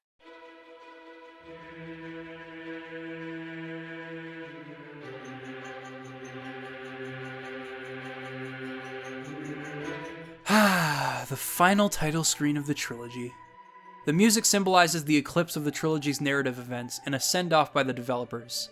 We went from easing the player's worries and sounding unquestionably like Metroid, to having confidence in the game and pumping the player up for something awesome, to preparing to say goodbye. At least that's what I gather from it. And I feel like it's appropriate, as you'll have to say goodbye a lot in Prime 3, but we'll get to that in due time. A lot of Metroid Prime 3 feels like it's designed to be someone's first Metroid game, which is ironic considering this is the game that's designed to close the Prime trilogy. But I get it. The Wii brought in a ton of people that don't usually play video games thanks to its simple interface and accessible controls, so this direction makes sense. As such, all of Metroid Prime 3 is designed to be accessible. This is both beneficial and detrimental to the game, but let's start with the strong points. First of all, what has stayed consistent? Well, the atmosphere, visuals, and audio design of Prime 3 are as enveloping as the previous games in the series. Samus's trip through the GFS Olympus is set to this foreboding music track. You're safe in this moment, but that feeling of comfort won't last forever. The resemblance to Half-Life in this tutorial is pretty uncanny, actually. You get to learn your controls at a leisurely pace and investigate the bits and pieces of the Federation ship that interest you. The parallels to Half-Life become even stronger as everything comes crashing down. Space pirates invade like the creatures of Zen in Half-Life, and you scramble to regroup with your fellow bounty hunters as people are killed and sucked out into space, similarly to escaping Black Mesa as the scientists succumb to the alien invasion. The Phazon-infested seeds within each planet also look very Zen-esque. Sorry, I must have Half-Life on the brain. If it wasn't obvious by now, Prime 3's art direction is fantastic. There are these beautifully distinct areas that each tell a story. Bria was once home to a species that made several technological and scientific advancements after contacting the Chozo, Luminoth, and the Ilia, and you can read about their journey as you explore. It has an amazing sense of scale, but Skytown blows it out of the water in that regard. Thanks to the jump in RAM from the GameCube, levels as big as the ones featured in Metroid Prime 3 are totally possible, and to really showcase that extra horsepower, Skytown was created. It's this industrialized, steampunk sort of town floating far above Alicia, and it feels amazing to zipline from station to station or screw attack over big gaps towards new portions of the level, taking in the splendor of it all. The RAM upgrade also allowed for higher quality audio samples, so the music is only a few steps away from sounding like a live orchestra and choir. Seriously, you can only get so far with synthetic vocals in a soundtrack for a game like Metroid Prime. If there were ever a time to utilize them, it would be now, with those high quality samples. Brio and Skytown both use vocals to drive the grandiose scale of the levels home. Brio is practically soaked in them. In contrast to those two levels, the pirate homeworld is drenched in this horrible atmosphere. It feels hellish, and exploring carries with it uncertainty. But it's absolutely gorgeous. So that's what remained consistently excellent from the last two games. What has been improved? Well, the most obvious example is the control scheme. After all, they spent a lot of the game's development period working on the controls. Surely they'd have something to show for it, right? Well, indeed they did. Aside from the responsiveness and accuracy of keyboard and mouse, Metroid Prime 3 created one of the best ways to play a first-person shooter, period. Although FPS games on the Wii were scarce before Prime 3 rolled around, well, they were scarce in general, they had point and turn controls down pat. Call of Duty 3 and Medal of Honor Vanguard both had their issues, but they laid out the groundwork for first-person controls on the Wii. Although you could aim your gun and move around with only some minor issues, the pacing of these games would often require slow, calculated shooting and movement. The only game to rectify this on the Wii would be Metroid Prime 3. Although the freeform movement and aiming allows for better accuracy and easy takedowns of flying enemies when on the move, the game still primarily focuses on its lock-on mechanic. However, this means that you can circle strafe around enemies and blast them with pot shots like the previous games, on top of having superior accuracy when necessary. This is a godsend, and it results in controls that feel fast, responsive, and ultimately, second nature. You can snap onto enemies while still having full control over your shots. You can quickly switch visors by holding the minus button and tilting the Wii Remote. It's so good. What I love most is that a lot of the game's bosses take advantage of being able to aim while locking on. Berserker Lords fire these balls of energy when you have to shoot and deflect, and while it's retaliating, you can then strafe and jump around its attacks while aiming and shooting at its weak point. Meta Ridley's first fight directly tests your accuracy like this as well, as you aim for his weak points while shooting and deflecting his attacks. By the way, this is an incredible sequence. I can gush about so many of Prime 3's set pieces, but I'll save that for later. I know it seems odd to be raving about utilizing accuracy as a game design concept, but it's a big deal for a game on the Wii. Metroid Prime's core design was all about finding solutions during combat, and aiming was rarely a part of its design. So the fact that they were able to incorporate both into a seamless blend is phenomenal. Metroid Prime 3 feels so good to play because of its controls. You can refrain from using the lock-on while being attacked by multiple enemies, picking them off individually, selectively shoot a giant boss's weak points and completely disarm them while staying locked on and avoiding massive attacks by strafing. The works. If you've never played Metroid Prime with a Wii Remote and Nunchuck, it is absolutely something you should experience before you die. There's a lot of discussion to be had about immersing the player in a first-person shooter. You can do it through scripted sequences, clever presentation, and a fully interactive world like Half-Life 2. You can use virtual reality to train the player in the differences and distinctions in a weapon's functions. Or you could put the player behind the visor of Samus Aran, arm cannon on one side, grapple beam in the other. I should mention that Prime 3 also allows you to use the grapple beam to yank things.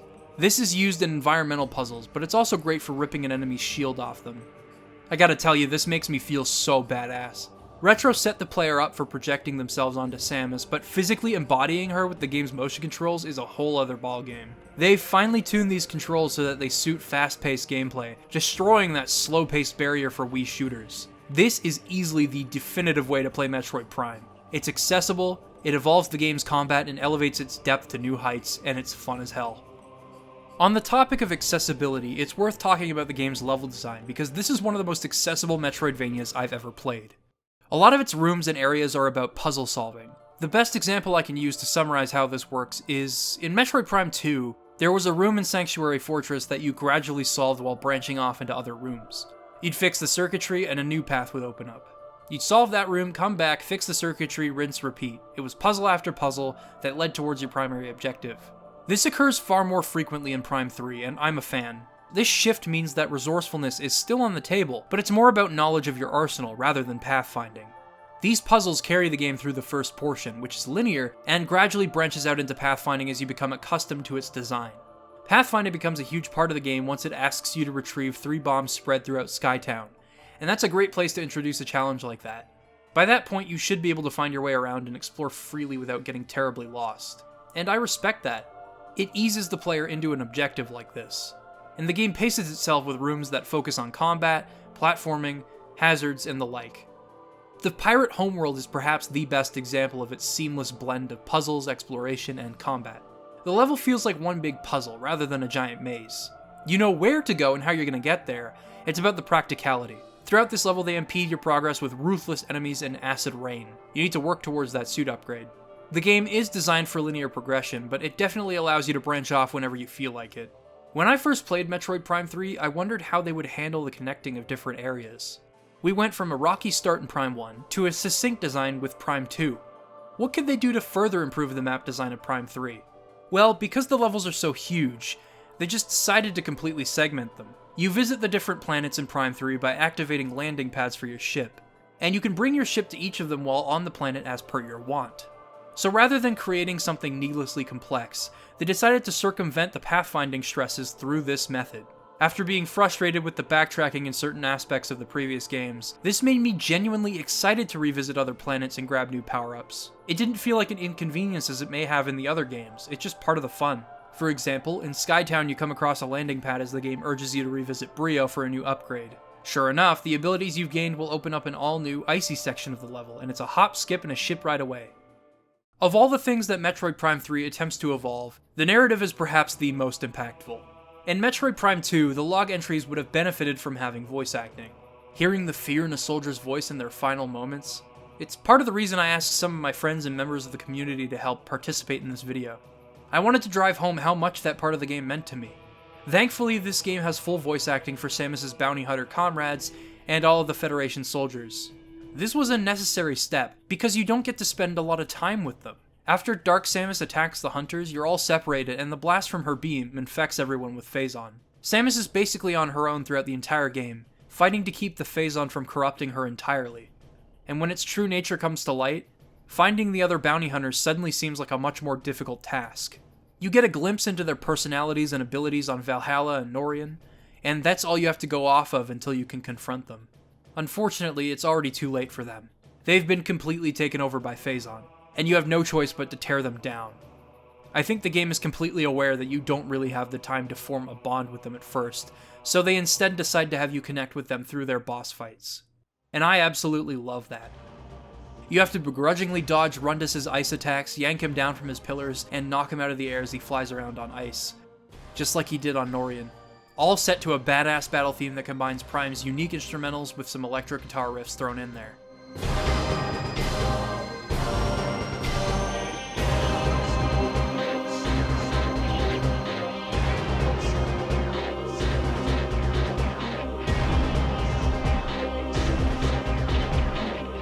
In the end, he kills himself so that Dark Samus can't exert any further control over him.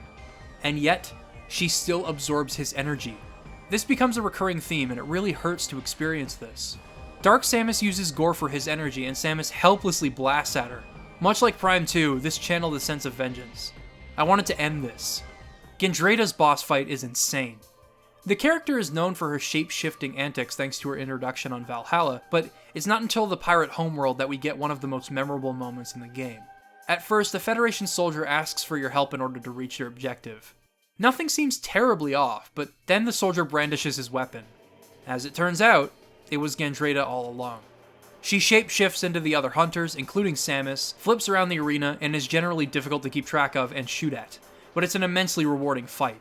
And that music, man, so good.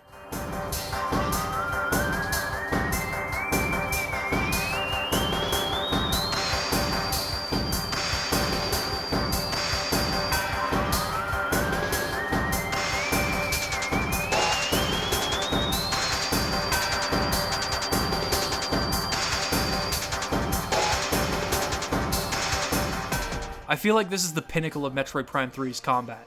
I'm strafing around the arena like crazy, utilizing my knowledge and reflexes that I've developed, and physically shaking off Gendrada when she jumps on me. It's not one of the extravagant behemoths that attack you in the planet's seeds or across the other planets, it's just a fellow bounty hunter that has been corrupted. That's why the boss felt so memorable. Even her death scene foreshadows Samus's potential demise as Dark Samus floats away once more. I have no idea how Dark Samus was able to achieve this kind of brutal sentience, but it really does sting.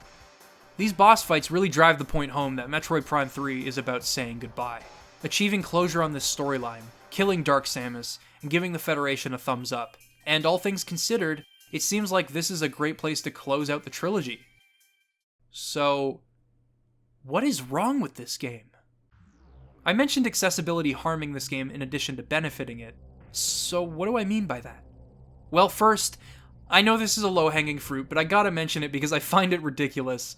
The arbitrary actions you have to perform with the motion controls in this game go from heightening player immersion to annoying the player, very quickly. They're all over the place and I got sick of them. Every single switch, password screen, energy cell socket, etc. It's so obnoxious and almost transforms the intelligent control scheme of Prime 3 into a gimmick. Secondly, there isn't any beam strategy present in this game. Each new beam you get replaces the last one. Your missiles get upgraded into ice missiles at some point, so you can still do the freeze 'em and blast 'em strategy, but that's it. It's kinda lame. But most egregious is Metroid Prime 3's blatant hand-holding at the cost of accessibility. There's a lot more to this topic than just walking in a straight line, so I'd like you to hear me out. I know I mentioned the game branching off from time to time, but that isn't enough to challenge your pathfinding overall. It's not that the game doesn't do it just doesn't do it enough. The vast majority of missile expansions can be found along your main path, or when you're backtracking over to a newly accessible area. They are at the very least fun to uncover and retrieve, but I can't say the same about the energy tanks. 10 of this game's 14 energy tanks can be found just barely off the beaten path, either behind a door or down a morph ball tunnel. I am not exaggerating, they are that easy to find. It's as if they're giving them to you. I can kind of understand where they were coming from when designing the game like this, however. After Samus becomes corrupted with Phazon, the Federation comes up with a way to harness its power. By holding plus, you can activate Hyper Mode, which deals a devastating amount of damage at the cost of an energy tank. That's why the energy tanks are pathetically easy to uncover. But that doesn't sit right with me. If Metroid Prime 2 taught me anything about something like this, it's that you should feel compelled to push yourself out of your comfort zone and seek these upgrades out. That's what has me miffed about the utilization of energy tanks in this game. Because of this, you can afford to use Hyper Mode liberally, even on veteran difficulty. You can roll around shocking enemies in the morph ball and blasting away bosses without any concern for your health most of the time. I feel bad for Gore. With Hyper Mode, you can melt him away. It's pitiful. The wrecked Valhalla ship can be explored later in the game, and your progression is entirely based on how many energy cells you were able to retrieve throughout the other levels. These energy cells essentially carry non-linear exploration in Prime 3, and if you were able to retrieve them all, you could continue to delve into the Valhalla and unearth even more secrets, including an energy tank or two. But by that point, you'll already have more than enough to deal with the game's final boss, so it isn't a perfect incentive, but it's the best the game has to offer. The game at least attempts something pretty cool for its final level that takes advantage of your collected energy tanks. Upon entering Phase, your energy tanks are vented and you're permanently put into Hyper Mode. It constantly depletes, and you can regenerate health with pickups. This is a brilliant way to encourage the player to go back and look for energy tanks in order to increase their chances of survival, but when most of the energy tanks in this game can be retrieved by simply opening a door with a new upgrade, or rolling your morph ball through a tunnel, it kinda defeats the purpose a bit, doesn't it? It at least feels fantastic to fight the game's final boss. Dark Samus splitting into clones of herself, strafing around her attacks and dodging her beam, good stuff. Perhaps my favorite iteration of her to fight. And it's fitting that this is the last time we'll be seeing her.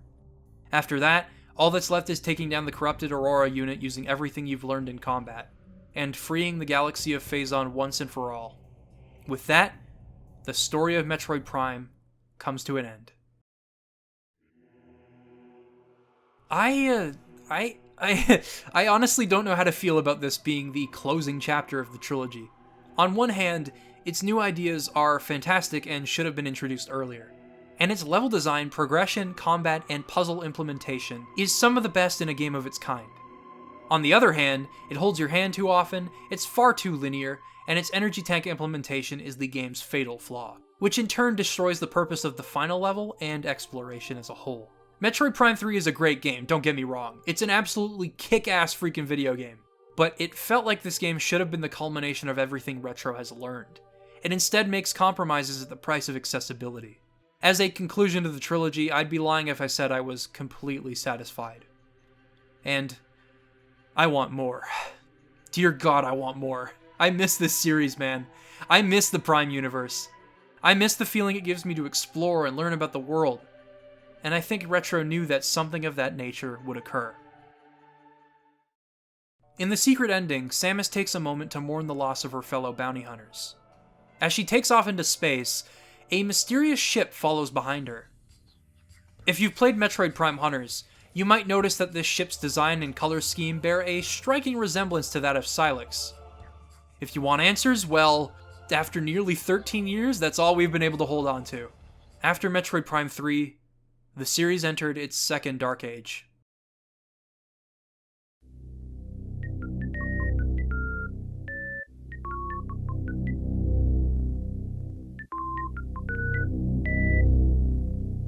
With the third game's ending, the Metroid Prime series was left both concluded and open-ended at the same time. Retro had released 3 fantastic AAA games throughout the 2000s and had gained quite a reputation in that time frame. Needless to say, it was time for a break.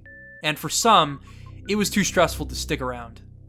After Metroid Prime 3 was released, several key developers left the company. Most notably Mark Pacini, director of all 3 Metroid Prime games, Todd Keller, the Trilogy's art director, and the principal technology engineer, Jack Matthews. The 3 of them formed Armature Studios and worked together on ReCore, which was released nearly 10 years after Metroid Prime 3. Brian Walker, the Trilogy's key producer, would also leave in 2012. While Retro Studios would receive further acclaim with their 2 Donkey Kong Country installments, behind closed doors, things weren't all sunshine and rainbows. From the very beginning, Retro Studios has been plagued by unhealthy working hours, horrible mismanagement, and a general lack of direction, which was accentuated in more recent years. Let's start at the beginning. Throughout this video, I've alluded to conditions at Retro being stressful. But let's get into specifics, why don't we? Leading up to Metroid Prime's release in November 2002, Retro employees were estimated to be working 80 to 100-hour work weeks. To this day, game developers still haven't been able to unionize and fight this kind of thing, and it was an even bigger issue when they didn't have a platform to speak up about it like they do now. Apparently, it took Nintendo 6 months to approve the first level they created, and by the time that happened, Retro had less than a year to finish the rest of the game. It was messy, and the stress only increased as time went on. With Metroid Prime 2, they only had less than 2 years to put the game out, and according to Kensuke Tanabe, the game was only 30% complete just 3 months before the November deadline. The cycle of crunch and long working hours are going to push anyone off the deep end. I, for one, would never be able to work like that, no matter how passionate I am about what I'm creating. It's not healthy, and it's absolutely unacceptable to be treating your employees like that. Thankfully, Nintendo has changed since then. I don't doubt that crunch time still exists within the company, but the decision to delay Animal Crossing New Horizons in order for developers to maintain a healthy work-life balance is something that I will forever respect them for. With that said, the horrible stress at Retro drove many developers out of the company. That's just an unavoidable fact. The team went on to develop Donkey Kong Country Returns, but that game only began to cohere 5 months before its release, according to an Iwata Asks interview. Thankfully, they were able to break the cycle with Tropical Freeze, in which they were given ample time to refine the game and create one of the best 2D platformers I have ever played, without working 100 hours per week. But since that game's release, Retro has worked in silence. No one really knew what they were working on for years. In terms of management, Retro also has an extremely shaky history there. Their original CEO, Jeff Spangenberg, was forced out of his position at Retro by Nintendo due to some slimy behavior. He was noted to be absent during Metroid Prime's development, and he didn't contribute much. Once Nintendo acquired the rest of his shares over the company, he was out. The most egregious thing he did while working at Retro was running a website off of their servers, which showcased various photos of him having pool parties with scantily clad women. The name of the website? Sinful Summer. Yeah, he's kind of a tool. Jeff later founded Top Heavy Studios and created a trivia game called The Guy Game, in which you answer questions correctly and expose women's breasts. That's already a pretty stupid concept for a commercial video game, but as it turns out, one of the women in the game was actually underage at the time the game was being filmed, and she didn't know what she was being depicted in. So, Jeff is probably up to his ears in lawsuits. But he's also probably a millionaire thanks to his entrepreneuring in the video game industry, so I bet he doesn't care.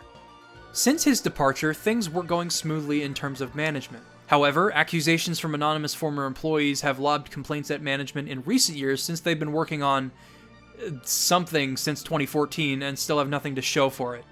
There were rumors of Kensuke Tanabe and Retro not being on good terms after his departure with Tropical Freeze. Apparently, some employees likened him to Gordon Ramsay on Hell's Kitchen, and he also wouldn't accept anyone challenging his creative decisions. Tanabe-san's departure from Retro, followed by him saying he wasn't sure what Retro was working on in 2015, leads me to believe that Retro was indeed suffering from a lack of direction. So until 2019, that was where Retro Studios stood. But what about the Metroid series as a whole? Well, things were initially looking bright. There was a teaser for a DS game called Metroid Dread in one of Prime 3's log entries, but to this day, We still haven't seen anything of it. Perhaps it was transformed or rebooted into something bigger, and we might see it someday, but it really sucks that we weren't able to play it considering the hot streak Metroid was on at the time. Instead, Metroid Other M was released in 2010. I won't go into specifics about why that game is hot garbage today, but it launched the series into its second hiatus, and Metroid fans like to pretend it doesn't exist. This silence on Metroid's future lasted for 5 years, until E3 2015 rolled around. Nintendo's conference that year lives in infamy. Although the puppet skits were cute, their lineup was god-awful.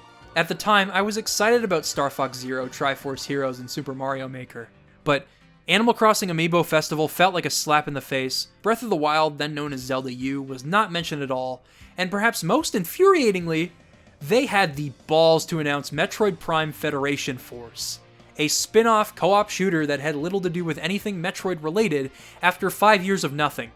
The game ended up being serviceable, but it was a commercial failure because, well, of course it was.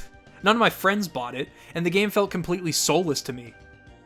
So, the Metroid fanbase went back to waiting. In 2016, the 30th anniversary of the series came and went without much acknowledgement from Nintendo. So the fans took it upon themselves to celebrate. An independent game developer known as Dr. M64 Online released a remake of Metroid 2, known as AM2R, or another Metroid 2 remake. Incidentally, this was one of the best games I played in 2016. It was amazing.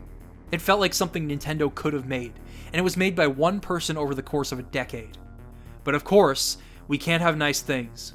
Nintendo has since refrained from doing things like this, but back then it was perceived as scummy, and they did it all the time. It was in their legal right to take the game down at any point, but they instead waited until the game was released after a decade for them to file a DMCA against the project. Total dick move. This conversation is old news at this point, as something of this magnitude hasn't happened in ages, and they've also lifted restrictions and claims on YouTube content, so I'm not going to bother roasting them for it. You can probably find a download link floating around somewhere if you'd like to play AM2R today, and I recommend you do so if you haven't already. It's one of the best Metroid games I have ever played, and it's not even an official game. During this absence of support for the Metroid series, the Nintendo Switch presentation was broadcast in January of 2017. Reggie was once again asked about dormant Nintendo IPs, but this time, he gave people hope. In his words. So earlier today I got asked about Mother 3, maybe you can ask me about Metroid. Look, again, I am proud as an executive with Nintendo to say that we look at all of the boards and all of the comments and we really have a good understanding of what our consumers want. And believe me, we take that to heart as we work to create content. So I have nothing to announce here, but we are aware that there are some key IP that consumers just can't wait for the next true installment in that franchise's legacy. Suffice it to say, we're aware of it. And talk to me in a year and let's look back and see what's happened. People took it with a grain of salt, not thinking much of it. Then E3 2017 came along, and our world was turned upside down. Oh, now we're in space.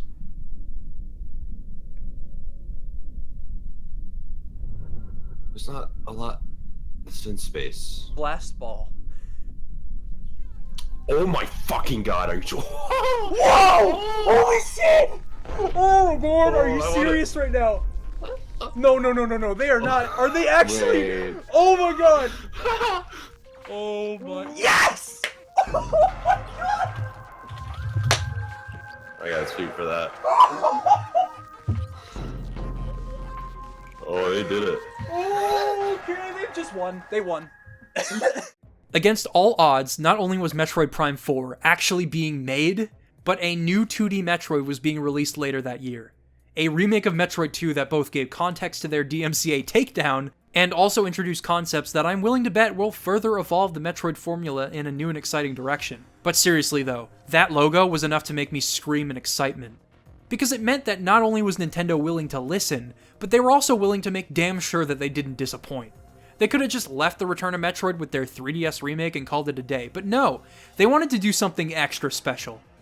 Unfortunately, Retro Studios wasn't in charge. It was heavily rumored that it was being developed by Bandai Namco Singapore via some sort of experimental ad hoc development process, but in the end, this fell through. Nintendo wasn't happy with how the game was turning out, and they started from scratch after a year and a half of development. With this announcement came some good news, however. Retro Studios was taking over. After years of directionless work on games that may or may not be released, Retro were going to make this game and they were going to do it right. In the months that followed, they went on a hiring spree looking for experienced developers. Only time will tell how this game will turn out, but since only a few members of the core Metroid Prime team remain at the company, the new team will have to study hard. For the time being, I will remain cautiously optimistic. What we have now is a trilogy of games that have their own ups and downs, but they demonstrate how Retro Studios was able to grow over the years. They went from single-handedly defining Metroid in a 3D space, to refining that formula and creating something that goes beyond the Metroid moniker, to creating one of the most accessible and streamlined Metroid games ever. And I mean well when I say that. All three of these games have something to offer. They're so good that when I have an urge to replay Metroid Prime, I play all three of them back to back. I think Nintendo realized this would happen, and that's why we have the Metroid Prime Trilogy collection on the Wii. With Prime 3's superior control scheme being used in the other games, it feels absolutely seamless. It's such a great way to experience the series. I don't know how to end this video. When I started writing, I wanted to tell everyone the complete story of Metroid Prime. How it began, where its defining characteristics came from, how Retro utilized them, and where it ended up. But I'm struggling to find the biggest takeaway from all this. The games did a lot for the industry, and Metroidvanias with a Z-axis are not in short supply these days. Dark Souls and the whole Souls-like genre tend to utilize this kind of level design due to its progression structure, and I'd say that's a pretty big deal. But I think Metroid Prime's lasting impact comes from the way the games made us feel. I remember being terrified by the darkness of Chozo Ruins' depths, being angry at Dark Samus impeding my progress, wanting to avenge the hunters that I was forced to kill, watching Ridley fly over Phendrana Drifts, and so much more. This was on top of everything it did well. The design of the games came together beautifully and kept us interested through its atmosphere and storytelling. They felt like true adventures, and they would have only been possible with the shifted perspective. That's why Prime feels unique against the rest of the series, and that's why I'll keep coming back to them for as long as I live. This is also where you come in. Prime 4 is coming out eventually, and I want to know, what do you find most compelling about these games? After all, what I've discussed in this video is just my opinion. I want to know what the world thinks. Much like Half-Life or Pikmin or Zelda or whatever I cover on this channel, I believe discussion is how Retro Studios will recover from their downtime and channel that lost Metroid Prime energy. Discussion really is how we keep the memory of the series alive. And with that, I've been Liam Triforce, and I'd like to thank you for watching. This is Samus Aran, signing off.